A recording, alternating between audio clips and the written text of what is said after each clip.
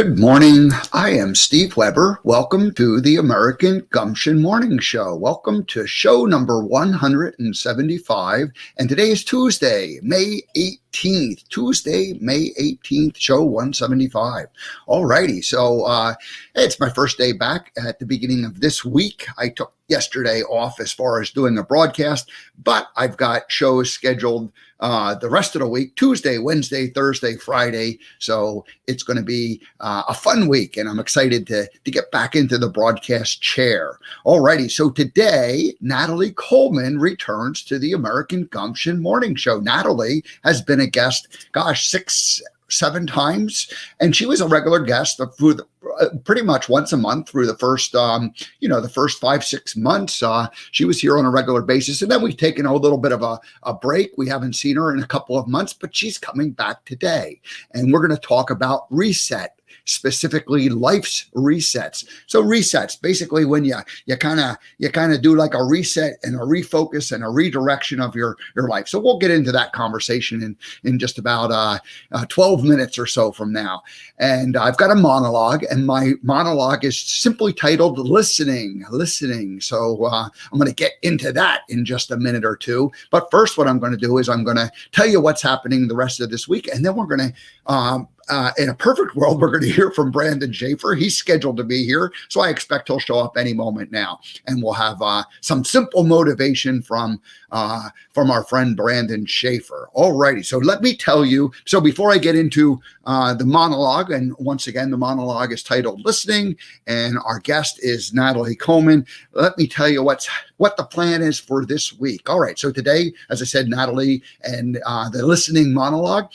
Tomorrow, Pam Gerard comes back. She was here about a month, 6 weeks ago, and we talked about her music, but this time we're going to do a little bit of a shift. We're going to talk about synchrodestiny. So that is a term that's been coined by Deepak Chopra. I think he wrote a book specifically titled Synchrodestinies, and I read that book, and I'm not 100% sure what the book was, but anyway, we'll talk about that. So it's basically about the coincidences that happen in your life, and are there coincidences or are there no coincidences, and are we all connected? And that's what the idea of synchrodestiny. So that's coming up tomorrow, and then Thursday and Friday I don't have guests locked in that I can announce at this moment, but I'm expecting to have a guest at least one or both of those days. And if not, I'll just do a monologue the day that I don't have a guest, if that happens. But the plan is to have a guest each day. So that is what is going on. The monologue listening coming up in just about 2 minutes after we hear from Brandon Schaefer, and then Natalie Coleman joins us. All righty. So it is Tuesday. So we know what that means. It's Brandon Day.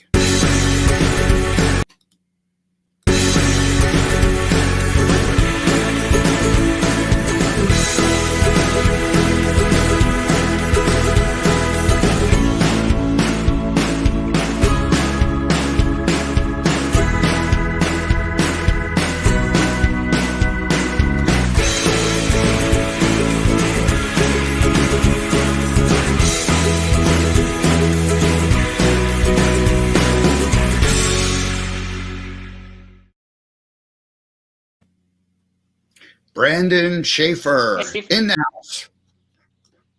How are you doing this morning? I'm doing good. How are you doing? I'm doing good, man. Keeping busy. Keeping busy. I showered up for you. I am ready to go. You ready for me? What do you want to share with us this morning? What's on your mind? What are you thinking about? Oh man, what I'm thinking about today is just continuing to plug forward, man. You know, it's not always easy, man. You know, sometimes it takes some oil in the tank to keep you going during the day. But the one thing I know, man, is if you give up, man, you don't stand a chance, man. And some days you're going to feel like you're moving forward, and other days you're going to feel like you're moving backwards. But in the end, you know, you're just looking for those incremental small steps forward. And that's what's going to help you out the most. That's what helps me out the most. And that's what I have for you today, Steve. Just keep moving forward. Left foot in front of the right. Slowly but surely.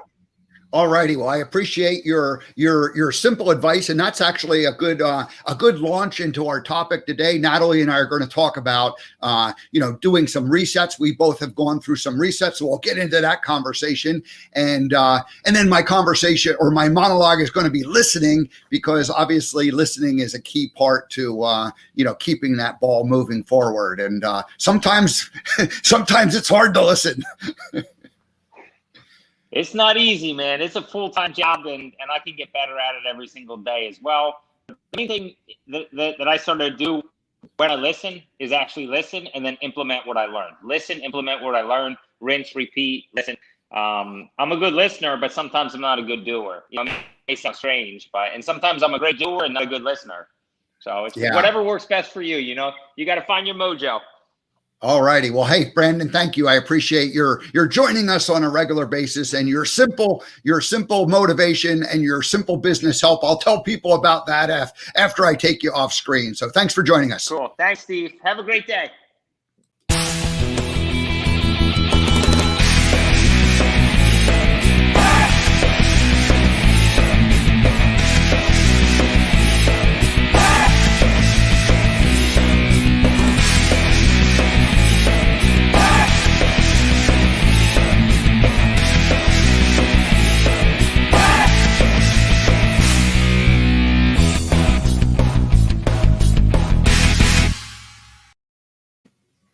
All right. Thanks, Brandon, for joining us this morning. And Brandon's website is right below us, scrolling along, simplebusinesshelp.com.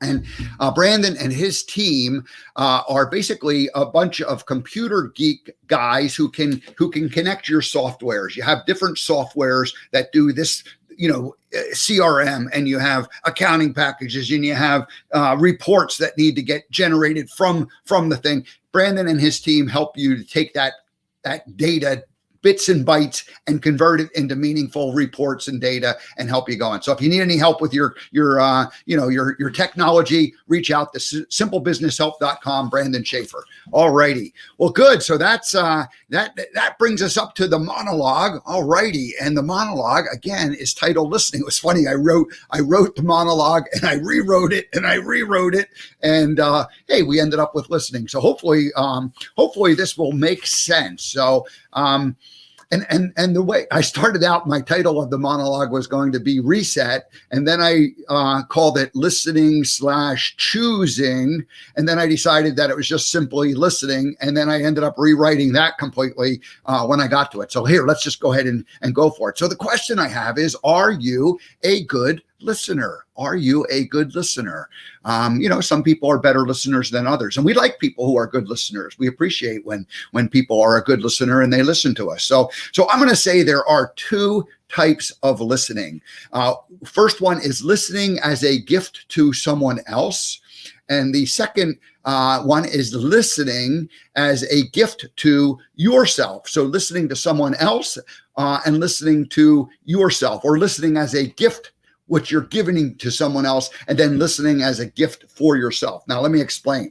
So when you listen as a gift to others, you're giving them your time, your presence. You're really fully engaging, and you're just paying attention to what they say, and you're letting them be whoever they are. And then the other opposite of that. So that's listening to someone else. You're giving them your time and your presence, letting them just be who they are, say what they want to say or need to say. And then when the other one is listening as a gift to yourself. And it could kind of be two different ways. And the most important way is that if you're listening as to your inner voice. And again, this is a gift to yourself. You're listening to that inner voice, that heart, that inner knowing. We call it spirit, we call it God, we call it the quantum field, whatever you want to call it. That's the kind of listening I'm talking about as the first part of a gift to yourself. Now, the second part would be you could listen to others, for advice, and they could give you, some kind of suggestions or that sort of thing. So that would be another form of listening.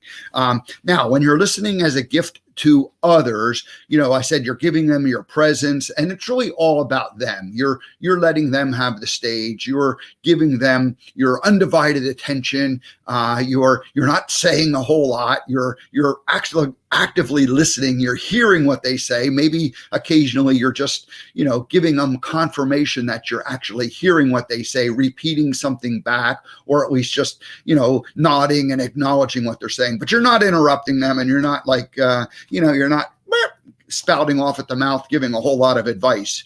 Giving that this type of listening is not giving advice. So, listening where you're just actually letting them do the speaking.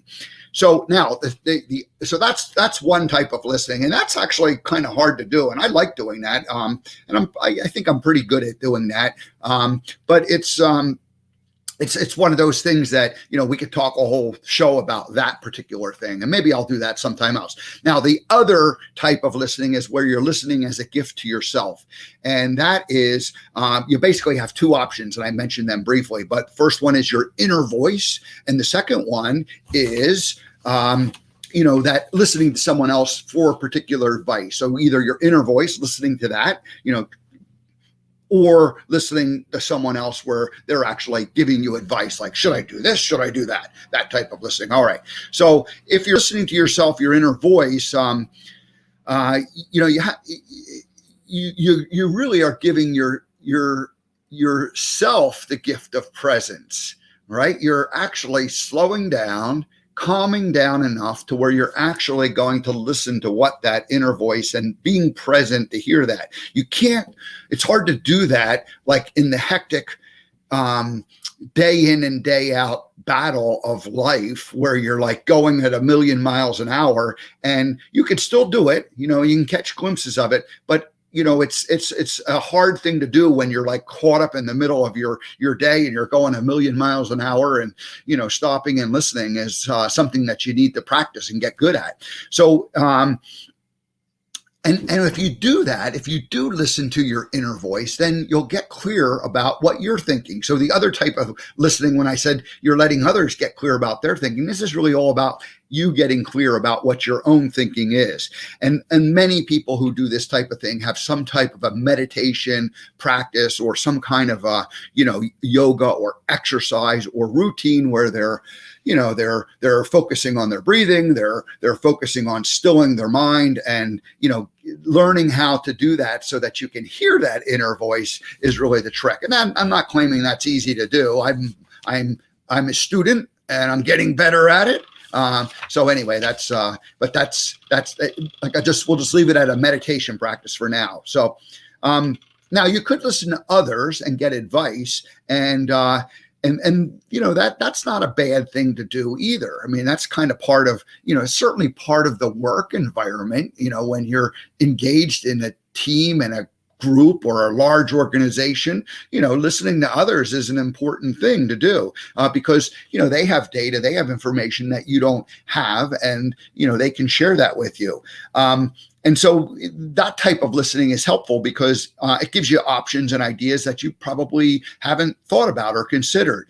Now, this type of listening does come with some problems too. And the problems is that oftentimes the type of things that you need to do in your own particular life, whether it's your personal life or your career, is, you need to make some decisions about, what your future direction is and where you're going. And so the problem with listening to others is they never have enough, never have as much understanding of your situation as you do, and they don't certainly understand your wants and needs and desires as well as you do. And then their advice is always given through the lens of what's best for them. Now, maybe that's not maybe that's not perfectly 100% accurate, but let's just assume that most of the time that's what you're going to get, right? They're going to be thinking, you're going to ask them a question and they're going to go, well, how would I, if it was me in your shoes, how would I, respond to it, or what would I do? And they'll give you that advice. They'll give you that. But again, it's like, it's clouded. It's got a bias, and a bias isn't necessarily a bad thing. It's just their perspective. So you need to be aware of that you're getting it that way. And then another problem that you face with this is the more, ideas you get, the more feedback you get, the more confused you may get, because you might have like, oh, I could do this. I could. This person says to do this option. This person says to do this option. This, and pretty soon you have so many different options that you're kind of back to square one, where you don't know what to do, and you're uncertain, you're unclear as far as what is the right thing to do, and what is not the right thing to do. So and then lastly about that is, do you trust others, external other people? Do you trust others and external factors more than you trust your own self?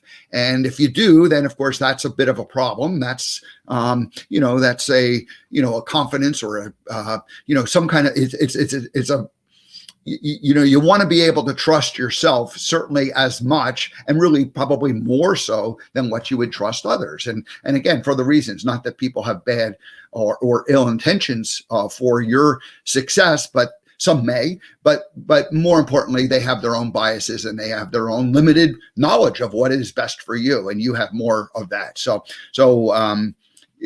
again, the problems that when you listen to others is they don't know as much about, your needs, wants, and desires. Their advice is given through the lens of a bias, what they think is best for them. And then, you might get too many opinions and get confused, and ultimately it's about learning to trust yourself. So my suggestion, if you're going to be listening as a gift for yourself, okay, so this is that second option. Like if you want to listen for yourself, is like, recognize that others are giving you, you can listen to others, but recognize that they're giving you, the advice that's best for what them is, for what would be best for them. And knowing that they have limited knowledge of what your particular situation is.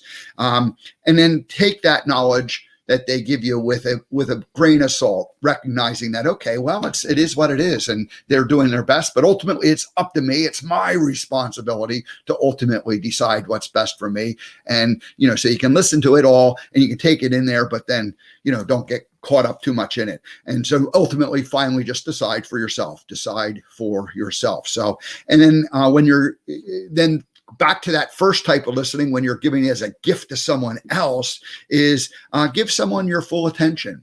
Really be present, really listen to them, and really, don't be thinking about what you're going to be having for dinner, or don't be thinking about like suggestions you should give them. Just kind of actively listen and hear what they say.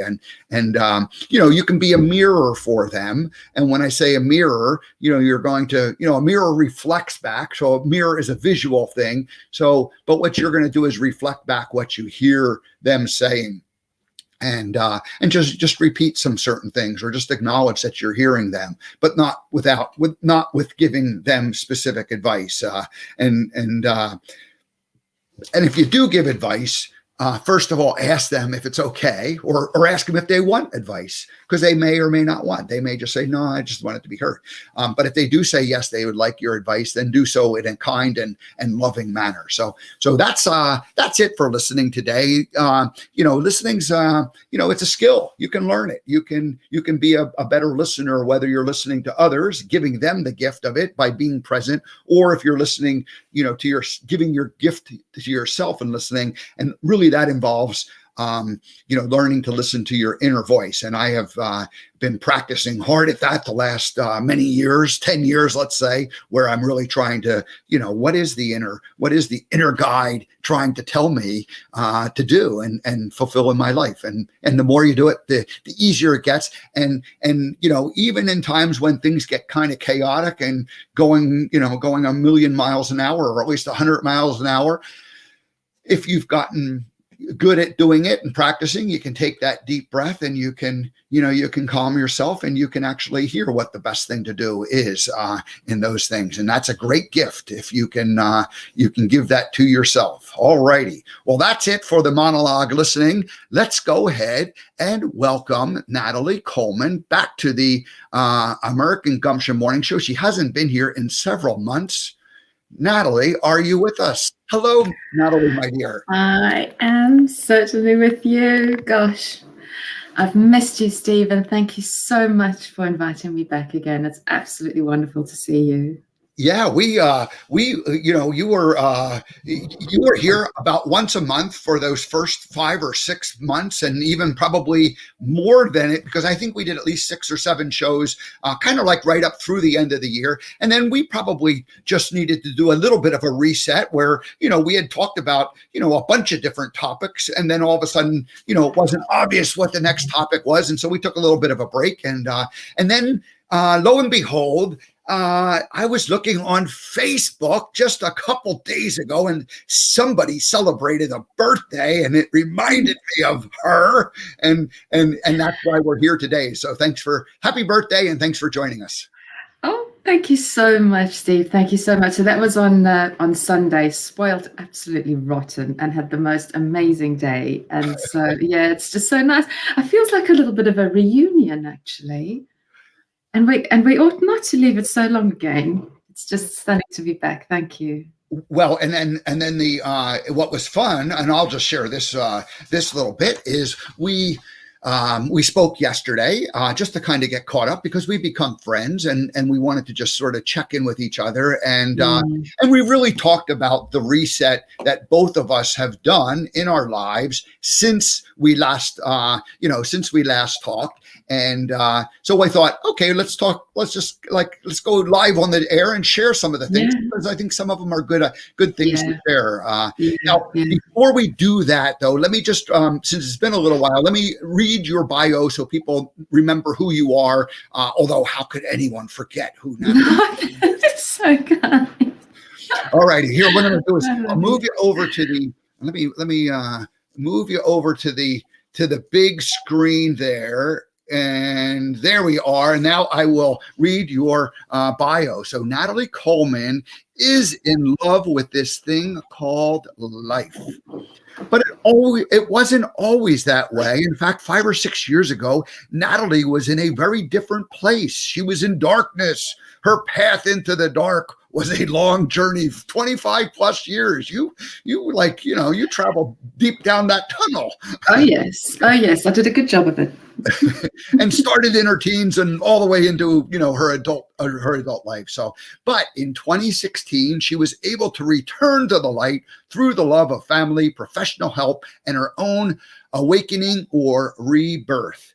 Today, Natalie is on a mission to shine her light on others. One of the ways she does this is by hosting her own show, Real Talk Steps to Serenity with Natalie Coleman. And there it is down below, Real Talk Steps to Serenity. And that's her Facebook page. So find her, and she broadcasts once a week. That's right. Yeah. So, oops, I just ad-libbed the next paragraph, but I'll read it today. Oh, wait a minute. It airs on Monday at 8 p.m. in the UK, 3 p.m. Eastern, and 12 noon Pacific. So 8 o'clock in the evening on the UK on Monday nights, and 3 o'clock Eastern time in the afternoon. All right. Yeah. Natalie is originally from Johannesburg, South Africa, but has called Kent, England, her home for the last several decades. She is the mother to a lovely 18-year-old young lady and the wife to an immensely patient and kind man. My goodness. And they were the two who were spoiling you on Sunday. That's it. Exactly. All righty. So Natalie Coleman, beyond words. Welcome back to the American Gumption Morning Show. I'm delighted that you're here and joining us. So so we talked about resetting, and I shared the story of my reset, where I took the drive across America, and then coming back, and having kind of no momentum going, and then it's almost like a chance to restart all over. And you shared some of you're on holiday now from your taking a little break from your job, and going through your own reset there. But what do you what do you consider a reset like in life? Because we can, we do course corrections, and we do little adjustments all the time. But what's the difference between a day in and day out course correction and like a actual reset? Yeah, I think that's such a good question. But before I go into that, I just want to comment on your monologue. Okay. And the listening, it all kind of falls part of what we're talking about, the inner voice, and but the topic of listening, I tell you what, the way you conveyed the message and what you had to say, they should be teaching that in schools from a young age, because it is a skill and it's a gift that if we could embrace that from a young age, it's the most important form of communication, because we tend to stay out of the way a little bit when we're listening, and we're able to just give ourselves a little bit of time before talking, before we perhaps shouldn't do. So and everything that you were talking about in the monologue kind of interweaves with that, that resetting, the meditation, the self-connection, which we're going to talk about. So I just want to thank you for that, and I hope that a lot of people heard that today. It's certainly going to go on my Facebook page and straight onto Steps to Serenity, because it was really, really good. So could relate to all of that. Thank you. Thank you, Natalie. It was funny because I started out, I labeled my monologue Reset, because I thought, and then I went, oh, wait a minute, that's what Natalie and I are going to talk. And and then I went into the listening, and I don't often do this, where I it kind of has to, it took a couple versions until I got it to where I wanted to do it. And anyway, so thank you so much. I appreciate it. Wonderful. It's brilliant. And it was really listening to, source. It was inspired. It wasn't, it wasn't conceived here. It was conceived, here. So I'm learning to do that. I'm learning to listen to my own inner voice, and it's a gift that you give to yourself. That is it. Beautifully put. And on the back of what what Brandon was saying, so that gift of listening and everything, and then staying in motion and just find your mojo. And it's so funny, because I was saying, I don't think it was you that I was saying it to, I might have been to somebody else that I was talking to yesterday as well. It's just, getting to that place where I've, getting my mojo back and finding my mojo, because I'm starting to just find a little bit of headspace from the humdrum of, daily work life and the imbalance that I've sort of found myself in. So you were asking the question, how would I determine what reset is compared to it's sort of daily reflection? And I think that we owe it to ourselves to do a little bit of a daily reset. I think there's different types of reset. There's that waking up in the morning, which has served me so well for the years that I've been in recovery and this new life that I've been blessed with, that waking up in the morning, expressing my gratitude through journaling, meditating and praying to the God of my understanding, and setting myself up for a day that is full of love and service and giving. Now, Steve, when I get to the point where I'm finding it difficult to do that, then it's time for a big reset. Mm-hmm. If you know what I mean. So I think that, and I have found myself in this position maybe two or three times over the past, 4 years. And I think about 6 months ago, I found myself in the place where I was kind of a bit stuck and needed that recalibration, because I just didn't have the headspace anymore for listening to my own inner voice and communicating with my higher self, my higher power, with God, with the universe, whichever the way people want to view it. But for me, it's God of my understanding, and that inner voice that I've learned to trust. But when I'm in a position where I can't hear it anymore, and all I hear is the clutter of deadlines and and team meeting after team meeting after, on, Microsoft Teams. And don't get me wrong, I'm so grateful to be gainfully employed, especially over this last, this year has been so difficult for so many people.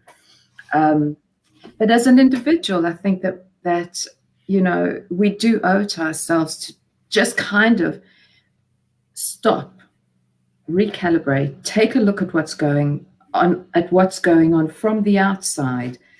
And when that big reset that we talk about, I think it needs to be considered when I'm feeling depleted. It's a big word, depletion, but when I'm feeling depleted of me, and when my purpose is clouded, I think it's time for a bit of a self-audit. I like what you, and I hadn't considered it. I like what you said about resetting each and every day when we wake up, and whether that's done, through some form of exercise or meditation, and gratitude, expressing gratitude, to start your day. This is like, that is definitely a reset. And then you kind of contrasted that to like these big resets that, maybe I was thinking a little more about what we talked a little more about yesterday. But I'm glad you brought up that point that each day in and day out, we have a chance to reset and restart.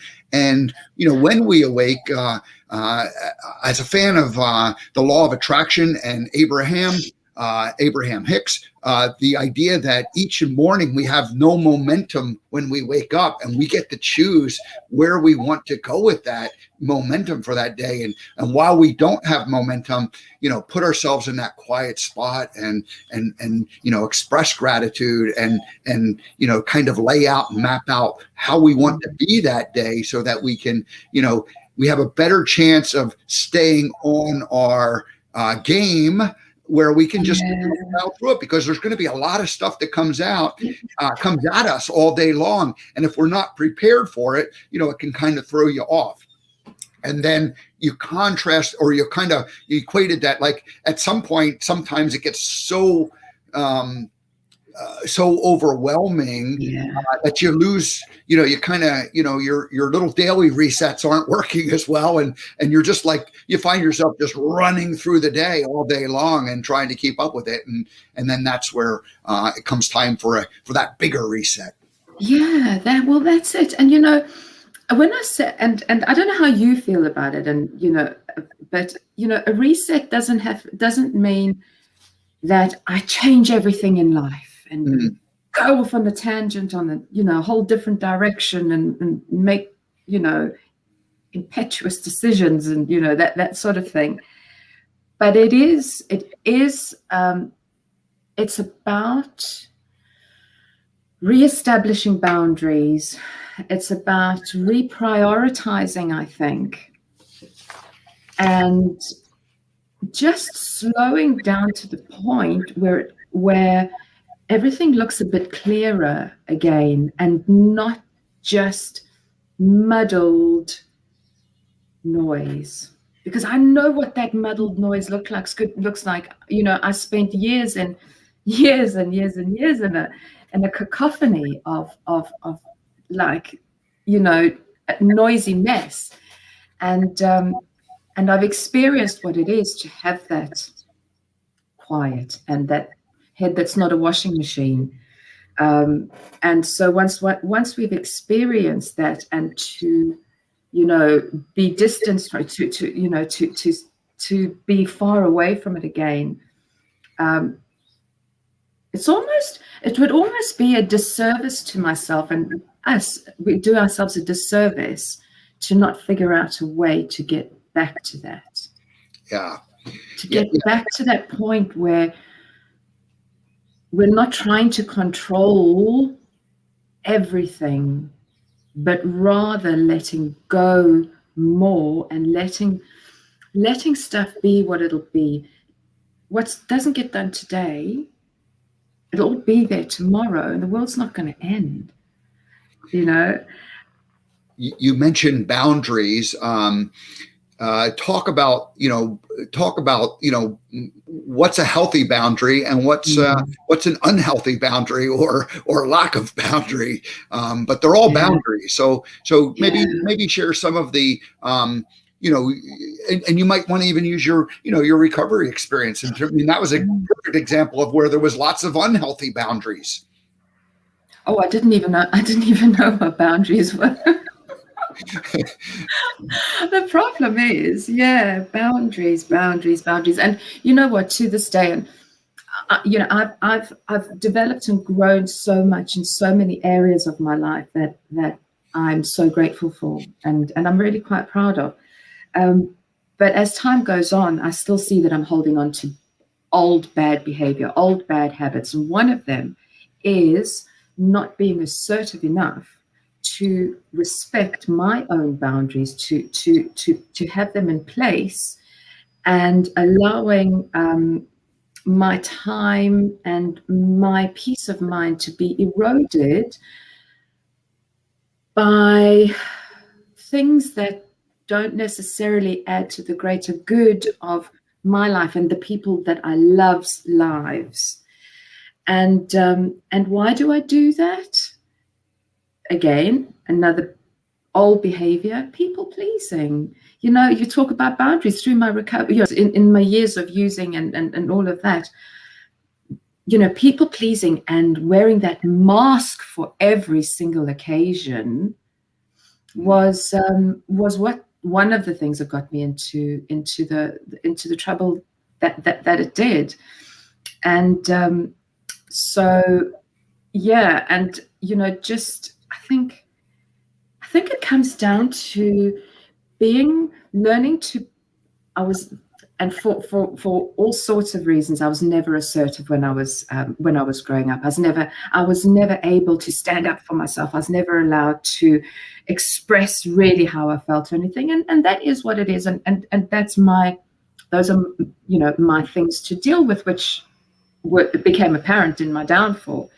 But boundaries are having the conviction to be assertive without being emotional about expressing what is and is not acceptable to me for the right reasons. And I'm learning that. But it's all about having the conviction of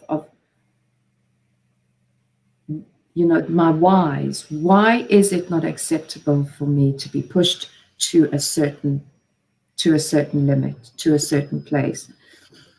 Having the conviction to stand by that, and like I say, expressing it with assertiveness, not aggression, and without too much emotion. So for me, that's a hard ask, Steve. That is a seriously hard ask. But what's beautiful is that I recognize it, and it gives me something to work with.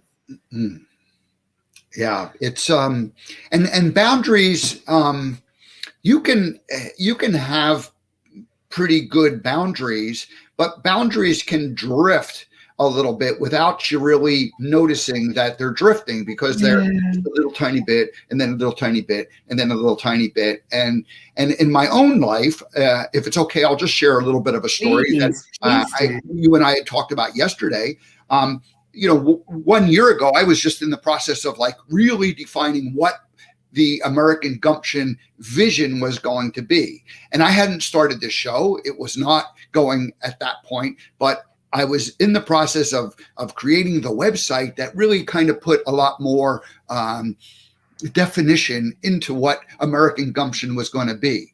So once the show began on a regular basis, which was in August, it carried its own momentum, and little by little, it was drifting and moving in maybe a direction that I wanted or didn't want. And I didn't even know whether it was a direction I wanted or didn't want, because it just had its own energy and its own momentum, and it felt good. And then momentum is easy to keep going once it's going, whether it's good or bad. And so I got to the point, like when I ended up taking the drive across America, it was like a perfect, like there was a couple of week period, almost a month period where I was like anticipating that. And it was almost like a perfect time to do a reset. Because I was going to stop doing the routine of like broadcasting from home, and I was going to, attempt to broadcast from the road. I was going to meet lots of new people, which I did. And then, but what happened was I spent about 2 weeks, the first 2 weeks of the 3.5, where I just was like on this like energetic run, and, all this new stuff was happening. And I was with a lot of different people that I had met. And so all this new energy came into it. And then, the last week I was just like, I was kind of like, I wasn't sure what to do. And so I kind of said, I'm not going to even broadcast the last week, because I just was, like tired, and, like I wanted to enjoy the last part of the trip and driving home. And then I got home, and I had no momentum at all when I got home. I had come to a kind of a natural, complete stop in like the first 8 months of the show had been what they were, but then I took the whole month or most of the month and drove and met people and broadcast from the road. And so when you get back, you're like, oh, okay. What do you do now? And I realized at that moment that it was a perfect opportunity to do a reset and to start over again. And I remember I did. You mentioned it. You don't want to make like wild, like decisions like, oh, I'm going to go do this, or I'm going to go do this, I'm going to change everything. But because that wasn't what was necessary or required. Yeah. But what was necessary or required was to kind of step back and go, wait a minute, what was my original vision from a year ago?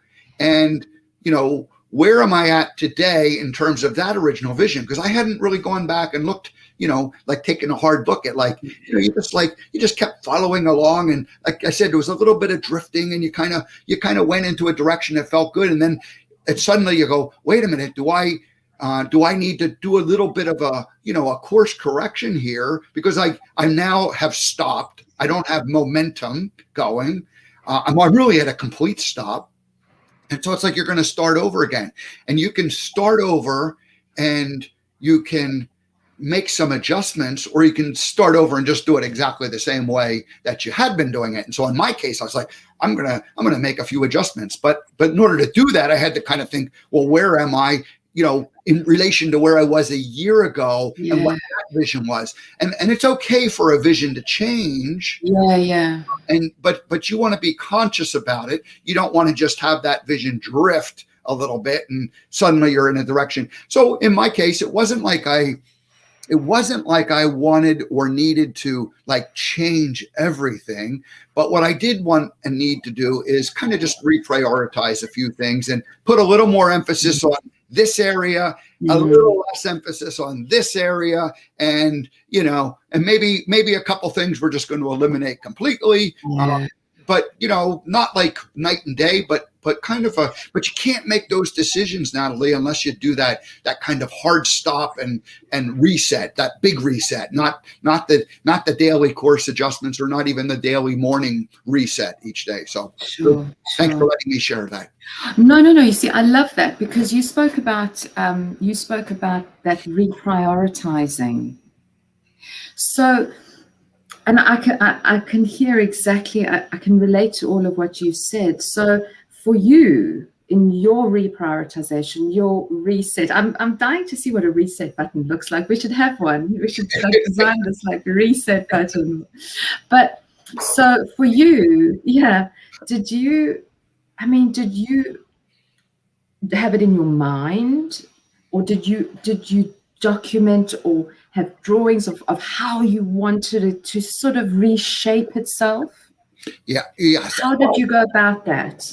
I actually do have a screen share, if it's okay. Yeah, because these are really fantastic practical practical points of discussion that I'll bet there's a lot of people out there right now who are feeling a little bit swamped by the last 18 months of blimmin' COVID and are looking for like, how do I just shift myself into something more meaningful? Yeah. So I'll go ahead and do this screen Please, share. yeah. Um, Oh, there we go. Yeah. See. And this was what I created when I got back, and it's really the same idea of all the things that I had talked about over the last year. But the American Gumption Project is really what I've been working on. And I thought, but what happened was a year ago I had American Gumption Project right in the middle. And I thought, you know what, Steve Weber Gumption is really kind of belongs in the middle, and the American Gumption Project is that, pretty important piece of it.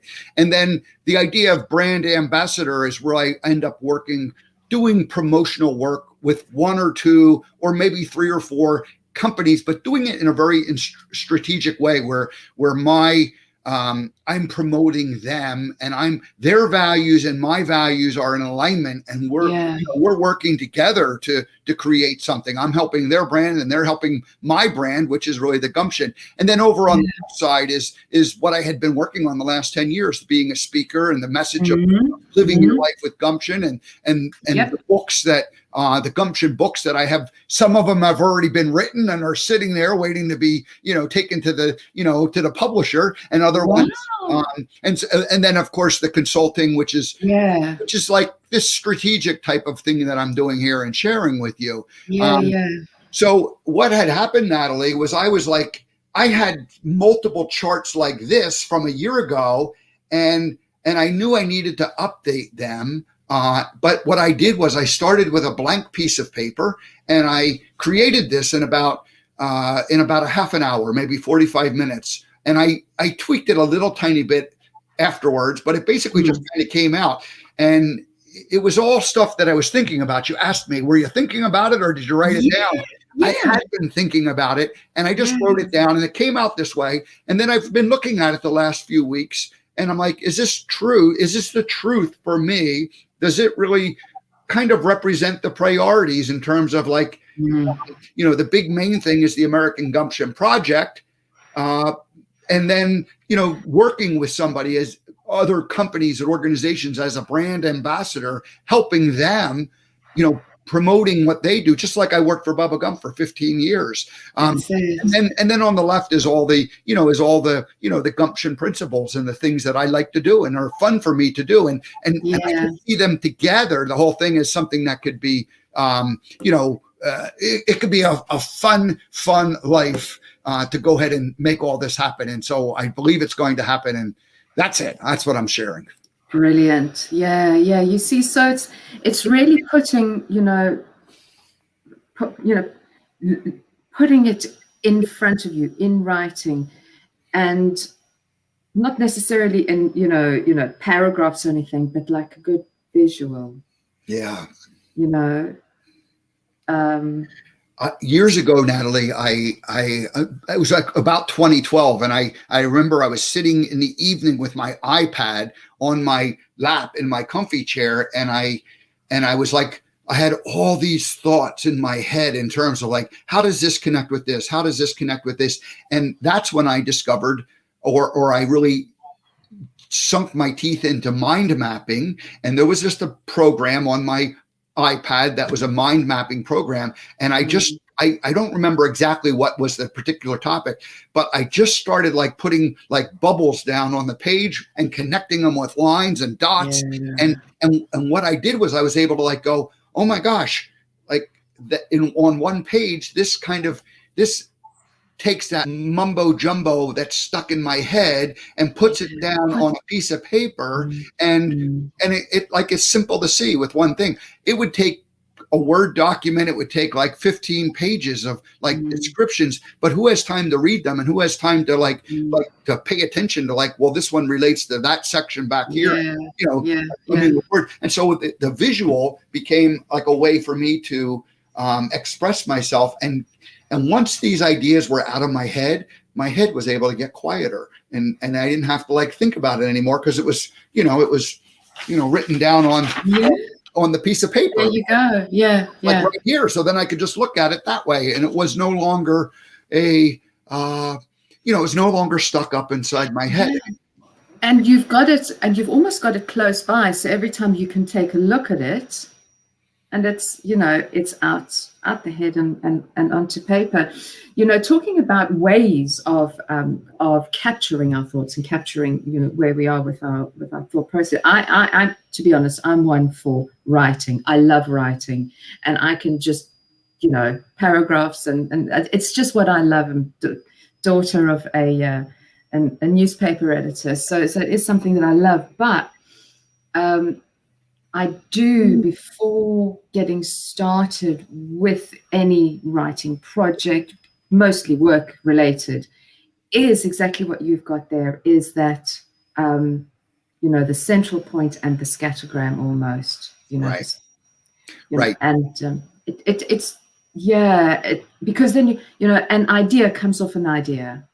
Oh, and then another idea comes off that idea. And it's so much easier to piece it back into a flowing document, right, if required, than just like focusing on an A4 of actual writing. The other thing that happens is you can then go and you can like take this one particular bubble and you can put that in the center, and you can create flow that out into all of the separate pieces and puzzles. But like on this main puzzle or main picture, it's represented by a single little bubble, a single word, but that becomes its own whole vision and mind map itself. So so that there is a reset process.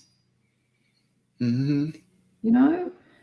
Is a process of resetting, putting it down onto paper or on your program like you've got on your computer. But when we need a little bit more clarity and a bit more direction and a bit more structure, let's say, that is a great strategy for resetting. Put it down on paper, let it grow arms, let it grow legs, and eventually it'll take the form, let's say, of where it needs to be. And from that, goals and paths can be drawn up to get to, that potentially new place. Yeah. The last thing one more thing I'll re-emphasize. I never have the last thing, right? There's always something else. The one more thing I'll emphasize about it is that in this particular case, I knew I needed to start with kind of a fresh piece of paper because, sometimes if you take the old ones that have all of the ideas and you go, well, maybe I should move this one here. It's like, it's almost sometimes kind of difficult because you're stuck looking at what was or what is, and you can't jump from what is to like what should be. That's like you want to do like you just need to start with a fresh piece of paper. That is such a I actually read something to that very effect the other day. Don't build on the old to-do lists. Start the new one, or start, because you just get yourself trapped in what you haven't done, and it just keeps you stuck where you were and not moving forward. So that new piece of paper. Yeah. I have a bunch of old pieces of paper with all these things on them, and you're right. Sometimes you go back to them and you get like feeling depressed and heavy because I haven't done that. And yet some of them are good. Some of them you don't want to lose, but a lot of them you just like they're not important anymore. So yeah. Although I do get a bit of joy out of the end of the day looking at my to-do list and there's a whole lot of ticks. I love that. Then those ones can stay. It's when there's very few ticks next to them. I go, oh God, not again. There's no more space for anymore. Well, good. Well, let's see if I'm going to look at my notes from. Here we go.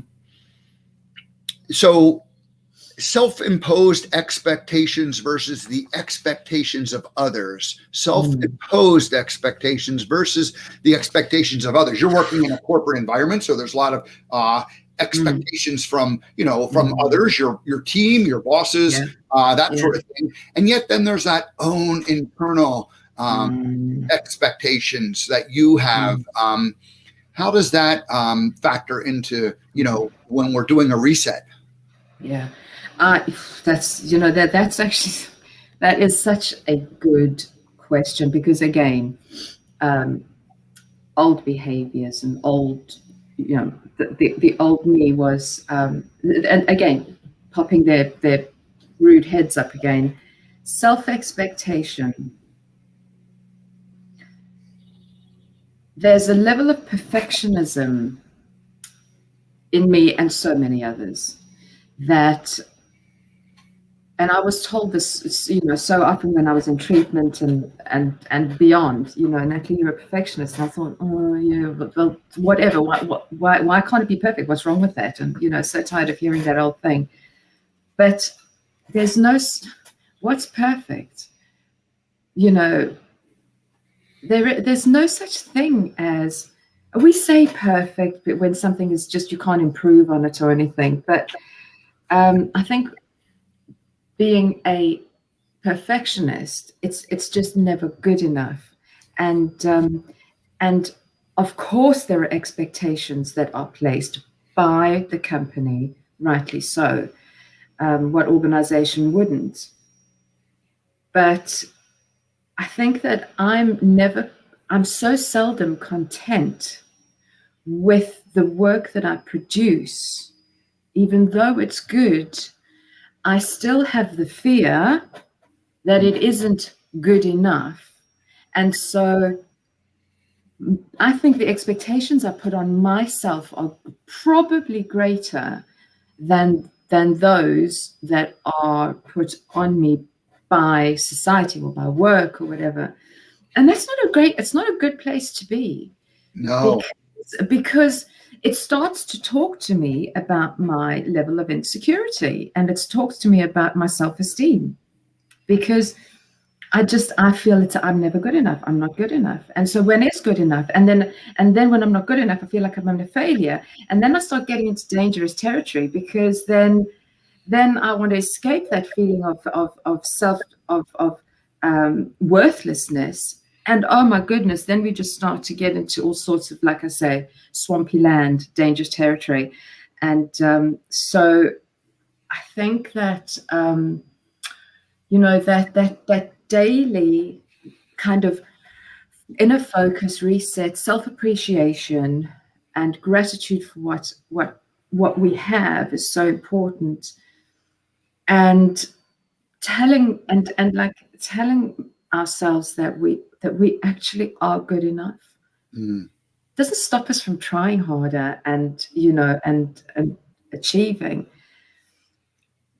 And I talk like this, but I find myself guilty of believing that what I'm doing is often just not good enough, and it's not a healthy place to be when it actually things are okay and things are good enough. Yeah. But again, that's where boundaries come in, when the expectations get to unreasonably great, and that again, there we're back to boundaries and how do I manage them?